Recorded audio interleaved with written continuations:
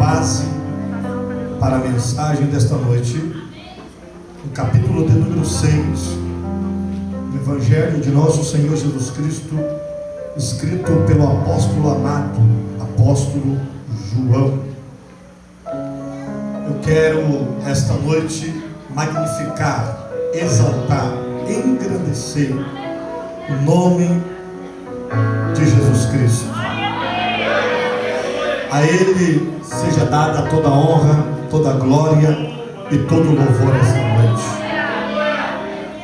Quero louvar a Deus pela vida do pastor Nazildo Reis, que é um amigo, um companheiro,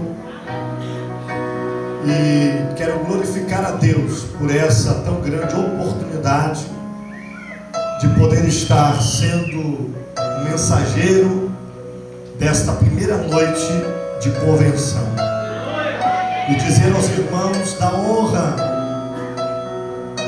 que estou recebendo. Me sinto honrado e da grande responsabilidade de pregar aqui para homens de Deus, que são homens capacitados, homens que conhecem de Bíblia e têm experiência no campo missionário. Eu ouvi que tem um pastor aqui, né, que está atrás de mim, estava aqui sentado, que é de Jutaí. Na minha infância eu andei por Jutaí. Jutaí, Amaturá, Santo Antônio de Sá, São Paulo de Alivença, Tabatinga, Benjamin Constant. Passei por aquelas terras ali. Aleluia. Eu confesso aos irmãos que eu estou muito cansado, muito exausto, mas eu creio que o nosso Deus é aquele que renova as nossas forças. Amém? Não espere nada de mim, irmãos, mas eu estou cheio de Deus esta noite. Aleluia. Aleluia. Louva a Deus pela vida de cada obreiro que está aqui. Deus abençoe cada obreiro. É uma alegria poder estar aqui com os senhores esta noite. E eu creio que essa casa vai ficar pequena para o que Deus ainda tem que fazer esta noite. Quantos acreditam que este ambiente ficará pequeno? Aleluia. Não, eu vou perguntar de novo, que eu acho que você não entendeu. Quantos acreditam que este lugar ficará pequeno? Aleluia. Então se prepare aí. Aleluia. Capítulo de número 6 do Evangelho de nosso Senhor Jesus Cristo, escrito pelo apóstolo João. Quem tem a sua Bíblia, diga amém. Amém. Eu tenho uma frase que eu creio que está chocando alguns que não gostam de Bíblia, porque nós estamos vivendo um momento que, diga-se de passagem, que nós temos mais cantor de corinho do que pregador. Eu não tenho nada contra os cantores de corinho, não me leve a mal, mas eu acho que se alguém é convidado para pregar Bíblia, pregue Bíblia, porque precisamos de Bíblia, de palavra de Deus. Eu acho que você já começou a entender o que Deus quer falar aqui essa noite. Capítulo de número 6, verso de número 1. Quem encontrou, diga amém. O tema, eu não vou fugir do tema, vou falar sobre multiplicação. O pastor Nazildo me disse que o tema é multiplicação, então vamos falar sobre multiplicação. Então capítulo 6, verso 1 nos diz: depois disto, partiu Jesus para o outro lado do mar da Galileia, que é o de Tiberíades. Verso 2: e grande multidão o seguia, porque via os sinais que operava sobre os enfermos. E Jesus subiu ao monte e assentou-se ali com seus discípulos. Verso 4: e a Páscoa, a festa dos judeus, estava próxima. Verso 5: então Jesus, levantando os olhos, vendo que uma grande multidão vinha ter com ele, disse a Filipe: onde compraremos pão para estes comerem? Verso 6: mas dizia isto para o experimentar, porque ele bem sabia o que havia de fazer. Segura na mão do crente que está ao teu lado, não fecha a Bíblia ainda, segura que vamos continuar lendo. Diga: Jesus sabe o que vai fazer. Não, ele não entendeu. Diga, Jesus sabe o que vai fazer. Aleluia. Filipe respondeu-lhe: 200 dinheiros de pão não lhes bastarão para cada um deles. Tome um pouco. E um dos seus discípulos, André, aleluia, irmão de Simão Pedro, disse-lhe: está aqui um rapaz que tem 5 pães. Quantos pães? 5 pães de cevada e 2 peixes. Mas o que é isto para tantos? Disse-lhe Jesus: mandai assentar os homens. E havia muita relva naquele lugar. E assentaram-se, pois, os homens em número de quase 5.000. E Jesus tomou os pães e, havendo dado graças, partiu-os pelos discípulos, e os discípulos pelos que estavam assentados. Igualmente também 2 pães, quanto eles queriam. Verso de número 12.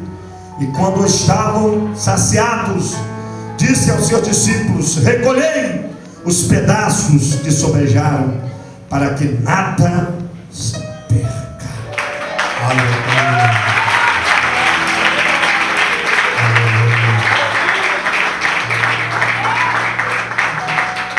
Amada igreja, senhores pastores convencionados a esta convenção, a passagem bíblica que ora acabamos de ler, ela é conhecida por todos nós.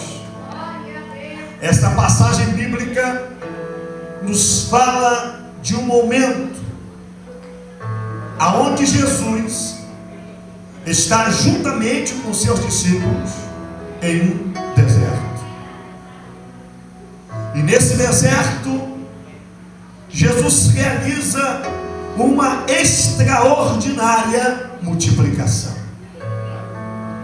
Mas o interessante é que para Jesus reunir a multidão, Jesus, ele não tinha ao seu dispor os meios de comunicação que temos nos dias de hoje. O interessante é que Jesus, ele não contava com programa de TV, ele não contava com programa de rádio, ele não contava com um desses sites de relacionamento que temos nos dias de hoje, como Orkut, Facebook, Instagram, Twitter ou até mesmo Orkut. Jesus não tinha ao seu dispor esses meios de comunicação. Mas como Jesus fazia para a multidão o acompanhar? O que Jesus fazia para atrair esta massa de gente? O que Jesus fazia para que essas pessoas estivessem presentes aonde ele estava? Jesus não realizava mágica, pois ele não era mágico. Jesus não era nenhum homem que tinha ao seu dispor técnicas de ilusões, não. Ele simplesmente tinha sobre ele o que o profeta Isaías profetizara há 700 anos acerca dele. Isaías capítulo de número 61. E Jesus abre esse texto de Isaías no templo, e ele declara dizendo: o Espírito do Senhor Deus, Jeová, está sobre mim, e me ungiu para pregoar o ano aceitável do Senhor, para libertar os cativos e oprimidos. E o que Jesus tinha, senhores? Jesus não tinha marqueteiro, Jesus não tinha um bom publicitário, Jesus não tinha uma boa agência para divulgar o seu ministério, mas Jesus tinha muito mais do que isso, senhores. Jesus tinha a unção do Espírito Santo na vida. Aleluia, aleluia, aleluia, aleluia. E essa unção que estava na vida de Jesus atraía milhares e milhares de pessoas. Esta unção que estava sobre a vida de Jesus atraía a multidão. O interessante é, senhores, que a multidão era atraída por Jesus. Aonde quer que ele estivesse, se ele estava numa canoa, a multidão estava na beira da praia. Se ele estava no deserto, a multidão estava com ele no deserto. Se ele estava numa casa, numa residência, a multidão estava com ele. E nos diz a Bíblia um certo episódio, aonde a casa estava cheia, a casa estava lotada, a ponto, senhores, de uns amigos de um moço que era paralítico, pastor Nazildo, ter que abrir o telhado e descer o paralítico até ele. O que é isto? Era a unção do Espírito que estava sobre ele. A unção era tão poderosa que quem estava vindo ao encontro de Jesus tinha dificuldade de chegar até ele, sim, tinha problema de chegar até ele, mas a unção era tão tremenda que as portas que estavam fechadas se abriam, o telhado que estava aberto tinha que se abrir. Eu acho que você não entendeu. Eu acho que você não entendeu. Aleluia. Eu gostaria que você levantasse a sua mão direita, mão direita. Joga a mão direita do crente que está na direita, joga a mão esquerda do crente que está na esquerda. Sacode ele e diga: a unção vai atrair. Diga para ele que ele não entendeu. A unção vai atrair. Tu pode estar no deserto, pode estar na beira da praia, onde você estiver, a unção atrai, atrai, atrai. Vai abrir a boca. Deixa eu ver se alguém está entendendo isso aí. Deixa eu ver se alguém está entendendo. Abre a boca, adorador.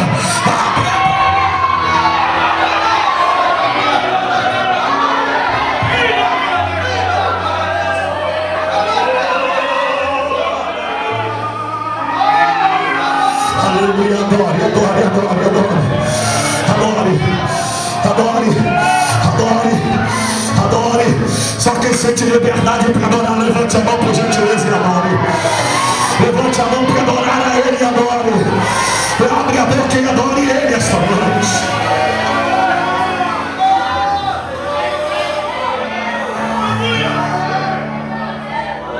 Então nós diz a Bíblia que Jesus está reunido juntamente com seus discípulos. Estava chegando a tarde.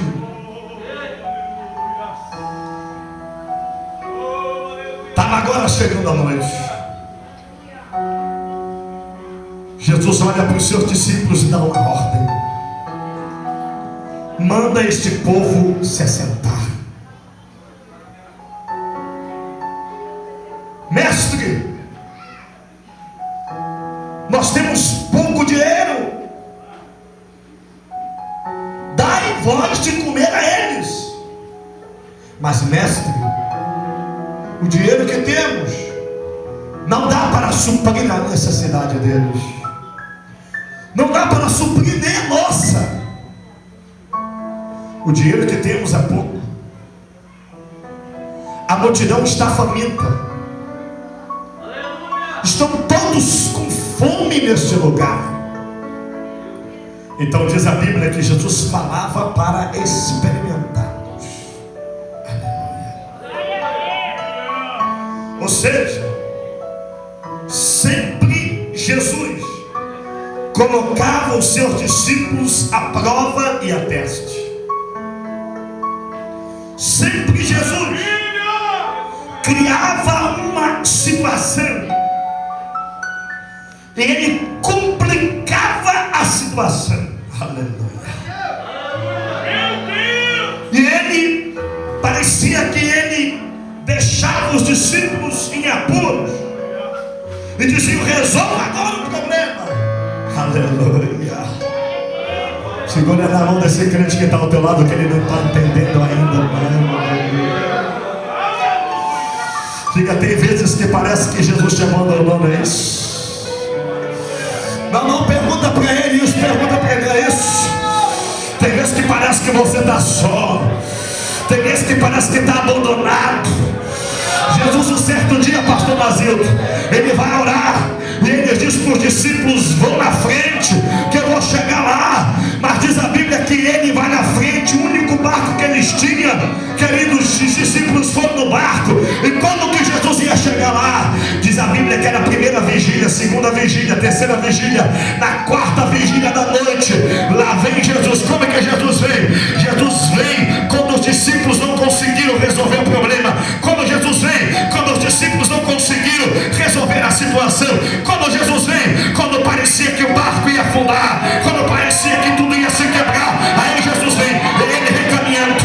Aí alguém está vendo Jesus, olha o medo produz isso. Alguém está vendo Jesus e o medo está dizendo: é um fantasma. O medo está dizendo: pelo amor de Deus, nós já estamos afundando, morrendo aqui, ainda vem um fantasma para nos perturbar. Mas alguém no meio do barco, aleluia, dos discípulos diz: não, meu filho, não é fantasma não, esse andar é diferente, é o andar do meu mestre, é o andar do mestre. O que é isso? Eu acho que você não entendeu. Crente que está na prova, ele sabe que Jesus vem ao encontro dele. Deixa eu ver quem acredita. Crente que está na luta, ele sabe que Jesus vem ao encontro dele. Quando parece que está perdido, ele vem. Ele vem.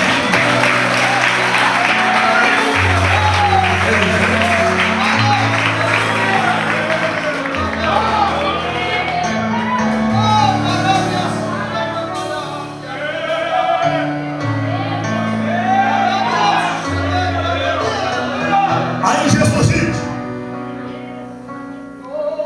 dai voz de comer a eles. Senhores pastores, senhores obreiros que estão nesta convenção esta noite, essa ordem de Jesus, ela não é uma ordem que ficou contida apenas na história dos discípulos. Ela é uma ordem que ecoa nos séculos, ela ecoa até os dias de hoje. Nós estamos vivendo tempos, estamos vivendo um momento crucial da igreja, onde está faltando alimento da palavra de Deus para a vida de muita gente. Nós estamos vivendo um momento, queridos, que tem gente que anda com Bíblia, mas não gosta de Bíblia. Essa é a frase. Tem gente que anda com a Bíblia, mas não gosta de ouvir a palavra de Deus.